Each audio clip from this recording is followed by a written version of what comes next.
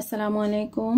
আমি হোমমেকার মুন্না ব্লগসের মুন্নি আজও হাজির হয়ে গেলাম একটা ডেইলি ব্লগ নিয়ে। তো আশা করছি যে যেখান থেকে আমার এই ভিডিও দেখছেন সব ভালো আছেন। আমরা আলহামদুলিল্লাহ আপনাদের দোয়া এবং আল্লাহর দয়া ভালোই আছি। তো আজকের ভিডিওটা শুরু করে দিলাম রান্নাঘর থেকে। সকালে নাস্তাটা রেডি করে নিচ্ছি। তো পরোটা বানিয়ে নিচ্ছি, চা বানাচ্ছি, আর হচ্ছে গিয়ে হালুয়া বানিয়ে নিয়েছি। তো সেটা আগেই নিয়ে নিয়েছি। তো আমার ভাই চলে আসছে, ও আবার কলেজে যাবে একটু তাড়াহুড়ো করেই।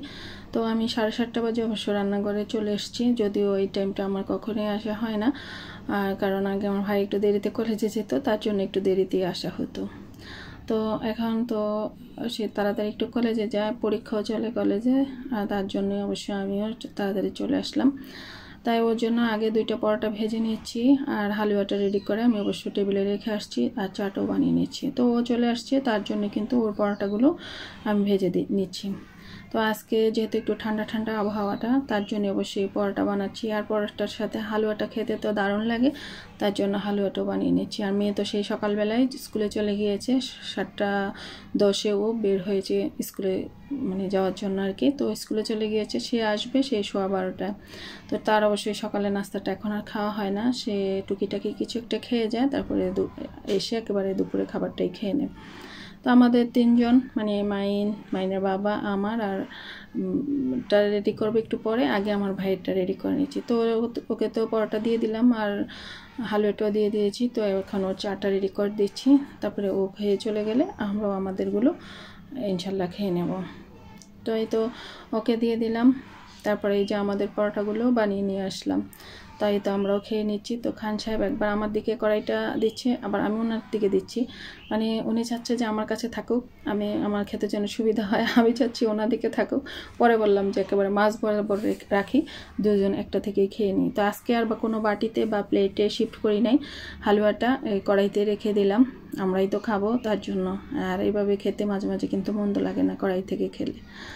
তো এই তো আমরা দুজন খেয়ে নিয়েছি, আর মাইনকে অবশ্য দিয়ে দিয়েছে, ও খেয়ে নিয়েছে। তারপরে এই তো পরোটা তো একটা খেলাম হালুয়া দিয়ে, আরেকটা খাবো চা দিয়ে, আর ছেলে মেয়ের দেওয়া গিফটে করেই কিন্তু চাটা খেয়ে নেব। ওরা তো আমাদেরকে আমাদের বিবাহবার্ষিকীতে এই কাপগুলো গিফট করেছিল। তো এগুলোর মধ্যে খেতে কেমন যেন একটু মাটির বাড়ে চা খাওয়ার ফিল আসে আর কি, মাটির বার মনে হয়। তা এই জন্য খুব ভালোই লাগে এগুলোর মধ্যে চা খেতে। তো চা খাচ্ছি আর কল্পনা করছি কী রান্না করব, প্রতিদিনই সেটা হয়ে থাকে। আর মানে ভাবি কী রান্না করব, কার কী পছন্দ, সব দিকেই তো একটু নজর রাখতে হয়, তার জন্য। তো চাটা খেয়ে মানে খান সাহেব চলে গেল বাইরে। তো উনি অবশ্য মুরগিও নিয়ে আসছেন, আবার এই সবজিগুলো নিয়ে আসছেন। 2 দিন আগেই বলেছিলাম যে এই ডাঁটা, কলা আর হচ্ছে গিয়ে কুমড়া নিয়ে আসার জন্য। তো উনি অবশ্য আগে মুরগিটা কিনে নিয়েছে, যদি আবার এই সবজিগুলো না পান তার জন্য। তো পরে অবশ্য যেখানে আগে গিয়েছেন সেখানে পান নাই, তো অন্য জায়গা থেকে নিয়ে আসছেন আবার। তাই তো আমি ডাঁটা, কলা, আলু, তারপর হচ্ছে গিয়ে কুমড়া সব কিছু কেটে নিলাম, পেঁয়াজ ছুলে নিলাম, তারপর হচ্ছে গিয়ে রসুন ছিলে নিলাম, আর কলার বাকলগুলো রেখে দিচ্ছি, পরে ভর্তা করে নেব। আর মুরগিও কেটে নিয়েছি, আর মুরগির পাগুলো তো পরিষ্কার করতে হবে, তার জন্য একটু গরম পানি লাগবে, সেটাও দিয়ে দিলাম চুলা। আর এই যে কাঁঠাল, গত শনিবারে আমি কিন্তু রাতের বেলায় এই কাঁঠালটা ছিলেছিলাম, এখন পর্যন্ত দেখেন আছে, এখনও কিন্তু ভালো আছে কাঁঠালটা, আর কোনো গন্ধ টন্ধ বা কোনো সমস্যা হয় না। আপনারা এইভাবে কিন্তু চাইলে যতটুকু খান ততটুকু খুলে নিয়ে বাকিটা ওইভাবে ঢাকনা দিয়ে ডেকে রেখে দিতে পারেন, এভাবে কিন্তু ভালো থাকে কাঁঠাল। আর সবগুলো একসাথে খুলে নিলে ফ্রিজে রাখলে ফ্রেশটাতেও গন্ধ হয়ে যায়, আর ওই ফ্রিজের কাঁঠালটা খেতে কিন্তু ভালো লাগে না, আর এটা খেতে কিন্তু ভালোই লাগে। দেখে বুঝতে পারতেছেন নিশ্চয়ই কাঁঠালগুলো কিন্তু সুন্দরই ছিল কোষগুলো। তো আর এগুলো একসাথে করে নিচ্ছি এই কারণে, কারণ আমাদের পরিচ্ছন্নতা কর্মী চলে আসছেন ময়লাগুলো নেওয়ার জন্য, বাসি দিচ্ছিলেন, তার জন্য ভাবলাম যে সবগুলো ময়লা একসাথে দিয়ে দেব।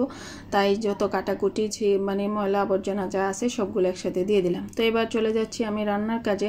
আর রান্না করতে আমাকে কী রান্না করব তাও দেখিয়ে দিচ্ছি, আর এতগুলো সবজি বা কেন কাটলাম সেটাও বলে দিচ্ছি।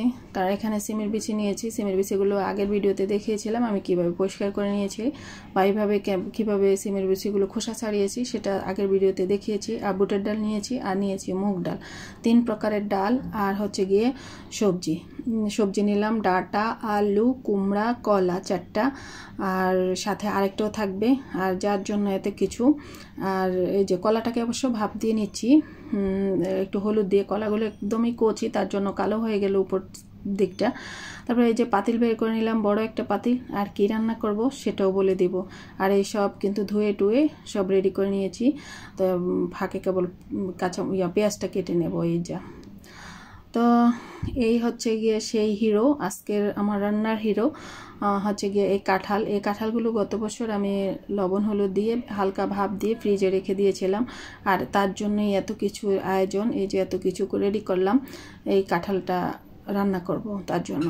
তো আর মুরগিটা কিন্তু আমি ধুয়ে টুয়ে ফ্রিজে রেখে দিয়েছি, আজ আর মুরগি রান্না করব না। তো একটা বড় পাতিল নিলাম, দিলাম পানি, তারপরে সিমের বিচিগুলো ধুয়ে দিয়ে দিলাম।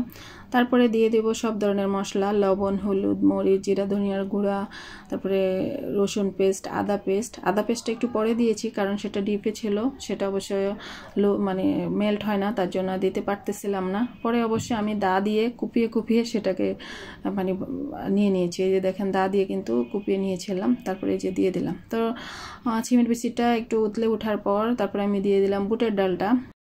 তারপরে ঢাকনা দিয়ে কতক্ষণ আমি একটু রান্না করে নিচ্ছিলাম। তো মোটামুটি একটু সেদ্ধ হয়ে গেলে অন্য জিনিসগুলো বা সবজিগুলো দিয়ে দেব। দেখলাম যে আর একটু সেদ্ধ হতে হবে, তো ভাবলাম যে যেহেতু ফ্রিজে ঠান্ডা ঠান্ডা তরমুজ আছে আর আমি রান্নাঘরে গরমের মধ্যে কাজ করতেছিলাম, তো একটু তরমুজটা কেটে নিই। তো আজ আমি কেটে নিচ্ছি, যদিও খান সাহেব এই কাজটা করেন। তো উনি অবশ্য কিছু একটা করতেছিলেন, কাজ করতেছিলেন, আর আমি ওনাকে আর বলি নাই। তো আমিও কেটে নিচ্ছিলাম, তখনই তিনি আবার চলে আসছেন। তারপর অবশ্য উনি আমাকে কেটে দিয়েছেন, বললো যে তুমি রান্নাঘরে কাজ করো, আমি কেটে দিচ্ছি। তা আমি আর আমার ছেলে খেয়ে নিচ্ছি, মেয়ে তো স্কুলে, মেয়ের জন্য কেটে রেখে দেব। আর তারপরে এটা কিন্তু এই যে দেখতে পেলেন খান সাহেব কিন্তু কেটে দিয়েছে। তো একটু ছোট ছোট এই নৌকা আকারে করে দিলে আমার মেয়ে খুব পছন্দ করে। তো আর এইভাবে খেতে গেলে কিন্তু নিচে পানি পড়ে, তো ভাবলাম যে একটু ছোট ছোট টুকরো করে রেখে দেই, এই মানে খোসাটা সহই। তো এইভাবে খেতে আমার কাছে ভালোই লাগে, একটু ধরে ধরে খাওয়া যায়। আর কতক্ষণ পর পর এক পিস নিয়ে নিয়ে খাবো, তার জন্য বললাম। আর এই যে খান সাহেব কিন্তু সেটা ওইভাবেই কেটে দিচ্ছিলেন। তো আমি একটা প্লেটে রেখে দিচ্ছি, মেয়ে আসলে মেয়ে খাবে, আর টেবিলে থাকবে যে খাওয়ার তা সে খাবে। তো মেয়ে অবশ্য বেশি একটা কিছু খায় নাই, 3 পিস খেয়েছে। আর বাকিগুলো কিন্তু আমি রান্না করতে করতে বা একবার রুমে আসতেছি খাচ্ছি, আবার রান্না করতে যাচ্ছি, এভাবে খেয়ে নিয়েছিলাম।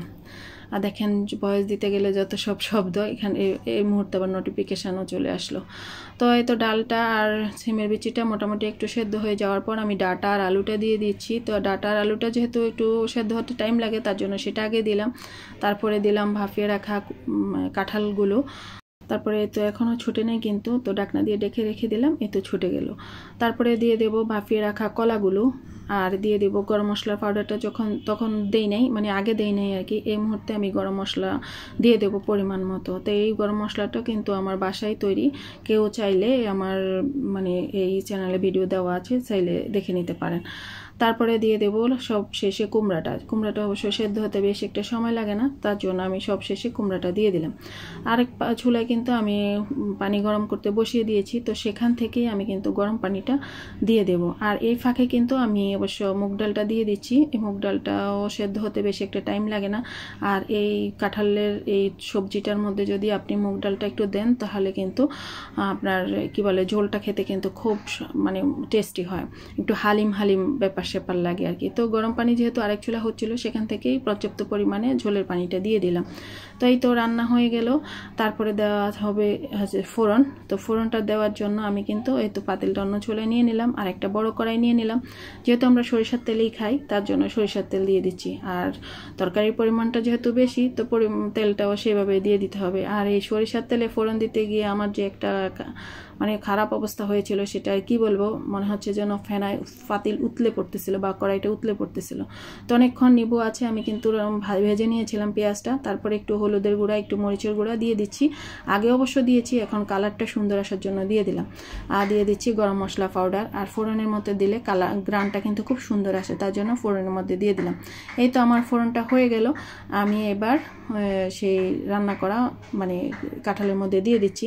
তারপরে নেড়ে ছেড়ে ভালোভাবে উতলে নিলে হয়ে যাবে আমার রান্নাটা। তাই দেখেন, দেখতেও কিন্তু খুব সুন্দর হয়েছিল, আর খেতেও কিন্তু অসাধারণ হয়েছিল। আর ওই যে আমি রসুনের কোষগুলো খুলে রেখে দিয়েছিলাম, সেগুলো এখন দিয়ে দিলাম, আর কয়েকটা কাঁচামরিচও দিয়ে দিলাম।